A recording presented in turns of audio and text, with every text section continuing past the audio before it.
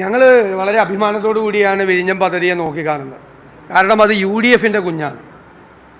ഉമ്മൻചാണ്ടി എന്നുള്ള മുഖ്യമന്ത്രിയുടെ നിശ്ചയദാർഢ്യത്തിൻ്റെ വിജയമാണ് നാളെ അവിടെ കപ്പലെടുക്കുമ്പോൾ കേരളത്തിലെ ജനങ്ങൾ നോക്കിക്കാണുന്നത്. അന്ന് ഞങ്ങൾ ഈ പദ്ധതി കൊണ്ടുവരുമ്പോൾ എന്തെല്ലാം തടസ്സവാദങ്ങളാണ് ഇവരെല്ലാം ഉന്നയിച്ചത്. അന്ന് പാർട്ടി സെക്രട്ടറി ആയിരുന്ന പിണറായി വിജയൻ ഇന്ന് മുഖ്യമന്ത്രിയാണ്. അന്ന് അദ്ദേഹം പറഞ്ഞത് ഇത് 6000 കോടി രൂപയുടെ റിയൽ എസ്റ്റേറ്റ് ഇടപാടാണെന്നാണ് പറഞ്ഞത്. 6000 കോടി രൂപയുടെ അഴിമതി ആരോപണം ഉന്നയിക്കുകയായിരുന്നു. മാത്രമല്ല അതിൻ്റെ കരാറുകളെക്കുറിച്ച് കരാറിൽ അഴിമതി ഉണ്ടോ എന്ന് പരിശോധിക്കാൻ വേണ്ടിയിട്ടൊരു ജുഡീഷ്യൽ കമ്മീഷനെ നിയമിച്ചു. അവസാനം ആ ജുഡീഷ്യൽ കമ്മീഷൻ ക്ലീൻ ചിറ്റാണ്. പിണറായി സർക്കാർ നിയമിച്ച ആ കമ്മീഷൻ തന്നെ ക്ലീൻ ചിറ്റാണ് യഥാർത്ഥത്തിൽ ഉമ്മൻചാണ്ടി സർക്കാരിനും ഉമ്മൻചാണ്ടിക്കും കൊടുത്തത്. ഇന്നിപ്പോൾ അവർ ഞങ്ങളെ ആരെയും ക്ഷണിച്ചില്ല. അത് അവരുടെ ഔചിത്യം, അവരുടെ എന്താണ് അവരത് ചെയ്തിരിക്കുന്നത് എന്ന് ജനങ്ങൾ കാണുന്നുണ്ട്. കാരണം എല്ലാവരെയും ക്ഷണിക്കുമ്പോൾ പ്രതിപക്ഷത്തെ ക്ഷണിക്കാതിരിക്കുക, മനഃപൂർവ്വം മാറ്റി നിർത്തുക.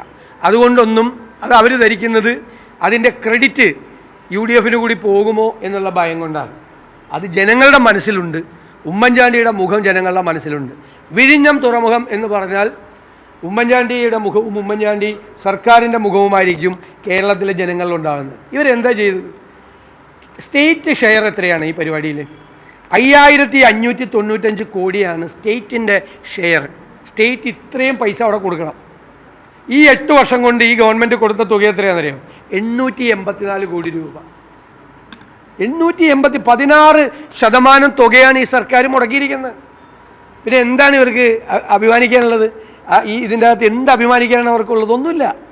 പിന്നെ എല്ലാം വരുമ്പോൾ ഇപ്പോൾ ഇന്നലെ പറയില്ലേ മെട്രോ റെയിൽ ഞങ്ങളാ കൊണ്ടുവന്ന് പറഞ്ഞു. മെട്രോ റെയിലിന് എതിരായി സമരം നടത്തിയ ആളുകളാണ് അവർ.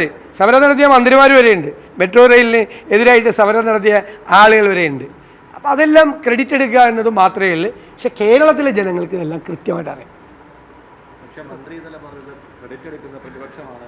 ഈ നയനാർ സർക്കാരിൻ്റെ കാലത്താണ് കുമാർ കമ്മിറ്റിയെ നിയോഗിച്ചതെന്നാണ് തുറമുഖ വകുപ്പ് നിയമസഭയിൽ. അതുകൊണ്ടെന്താ ഒന്നും യാഥാർത്ഥ്യമായില്ലല്ലോ.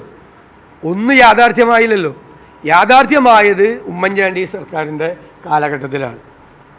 ടെൻഡർ ചെയ്ത് അതിൻ്റെ നടപടിക്രമങ്ങൾ പൂർത്തിയാക്കി, അതിൻ്റെ സ്ഥലമെടുപ്പ് ഉൾപ്പെടെയുള്ള കാര്യങ്ങൾ പൂർത്തിയാക്കി, അവിടെയുള്ള സമരത്തെ സെറ്റിൽ ചെയ്ത് എന്താ ചെയ്തത്? ഈ തുറമുഖം വരുമ്പോൾ ചിലപ്പോൾ ആ ഡെവലപ്മെൻറ്റ് വിക്ടിംസ് ഉണ്ടാവും. കാരണം കരയെടുത്തു പോകും പല സ്ഥലത്തും. അവരെ പുനരധിവസിപ്പിക്കാൻ വേണ്ടിയിട്ടുള്ള 473 കോടി രൂപയുടെ പദ്ധതി കൂടി ഗവൺമെൻറ് ഉത്തരവിറക്കിയതാരാ? ഉമ്മൻചാണ്ടി സർക്കാരാണ്. 1 രൂപ ഇവർ ഇതുവരെ മുടക്കിയിട്ടില്ല. 1 രൂപ ഒന്നും ചെയ്തിട്ടില്ല. അവിടെ വേറൊന്നും ഇവർ ചെയ്തിട്ടില്ല. മനസ്സിലായില്ലേ? എല്ലാ നടപടി പൂർത്തിയാക്കി അവിടെ നിർമ്മാണ പ്രവർത്തനം ആരംഭിച്ചിട്ടാണ്.